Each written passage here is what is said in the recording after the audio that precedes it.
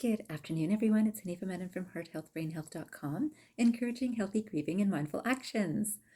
Today, my thoughts and contemplative time have been very much around the news that is happening, at least in North America, or what's taking up a lot of North American space in terms of our minds, in terms of our media, in terms of our awareness. And this is a wonderful opportunity for us to have an awareness about ourselves. So today I thought I would talk to you about how we can look at ourselves and our own contribution to what is happening in the world around us in various places. Now, in North America, we're hearing about what's recently happened in the States. And if you are unaware, there's been some mass murders that have happened. And of course, people will automatically go into a lot of reasons for why this is happening. And I thought I'd start first with one quotation which says, "Everything in nature invites us constantly to be what we are." This is by Gretel Ehrlich. And this quotation again says, "Everything in nature invites us constantly to be what we are." Now, what are we? So, we are divine energy. We are a spiritual energy. We are that. Most of population or society or the world feels that we are this body, this form, this mind, this thinking, this judgment, right? So I know what's right.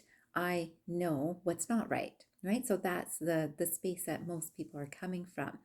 And if we look at divine energy definitely does know, and divine energy is not judgmental, and divine energy is compassionate and loving to all, right? So, in this space, when I think about the news that we're hearing, what do we see? So, there's a lot of us that have moved into a space that we're not watching the news. And yet, if we're destined to hear this information, someone will talk about it around us. And certainly, I'm noticing this in Ontario. I'm sure it's happening all over North America, maybe across the world. And when we think about this, we have always a choice as to how do we think about this. So when I think about a person who does a hate crime, it's got aggression, it's got frustration, it's got a I don't care how many people are affected, I don't care what happens to them, they live or they die, right? That's how I feel as that shooter. A shooter would feel this way. Then I look at the news and I watch this and I think, I can't believe this. I am so upset that this is happening and the world is going to pieces. And I hope that they catch this person. I don't care how many years he goes in for. So when we think of that, he started with, I don't care, and we feed, I don't care. Well, if we do care, that we are contributing to these energies. So this is not to think about what is right and what is not right. The behavior is not right. We can all agree on that. Our behavior now needs to be right in terms of how am I thinking? How am I speaking? What is the energy I'm putting out there? Because everything is based on vibration. And of course, I wrote a poem about this today, and I will post it just under this video. But I want us to think this way that we all have a responsibility for what energy we're putting into the world. And when we think from our highest selves, our soul level, our spiritual self, it is all about love and compassion and togetherness and unity. When it's from the lower self, it is about greed and selfishness and hurt and frustration and anger and all of those lower vibration energies. You can say it's any sort of justification and say, well, I feel this way because that person did this. It doesn't justify where I come from, right? So it doesn't justify the behavior, but it also doesn't justify my behavior to come from this space. So unless I am mindfully attentive to how am I thinking, how am I speaking, what is the energy I want to send out, what is the highest energy that I can contribute to this space. So unless you're actually working in the actual legal case, we all have a responsibility to use the energy that each of us carries, this higher sense of right energy. Love and compassion is always right. So it doesn't matter what you focus your mind on to get to the space of feeling love and compassion. but get there.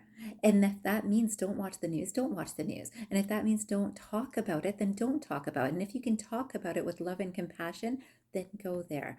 Now, we can always start training ourselves for this habit with the people that are closest to us, right? So, our immediate circle, we can see that this person took the sheet of paper on my table, and that's my paper, right?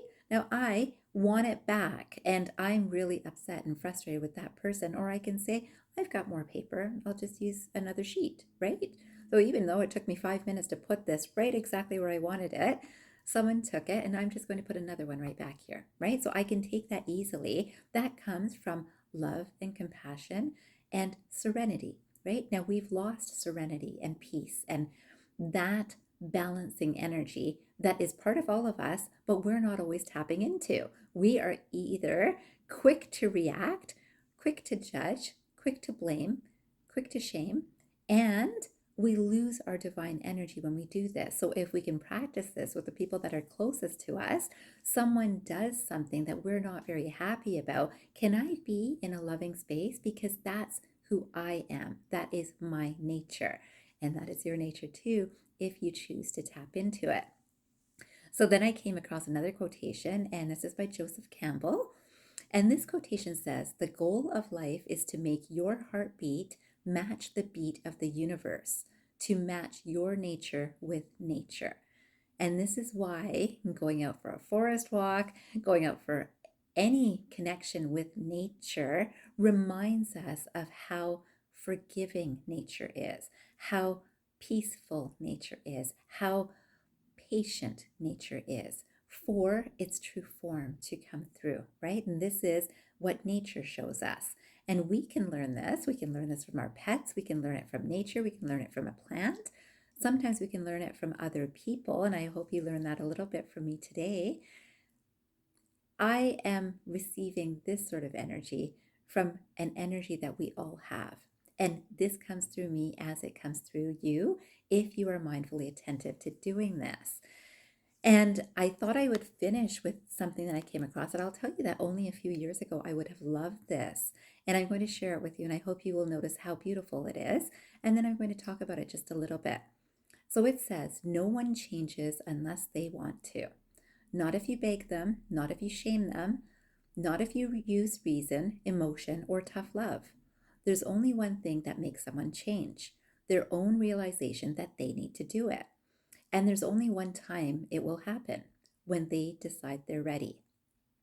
Now, I love this because I think there's a lot of truth in it.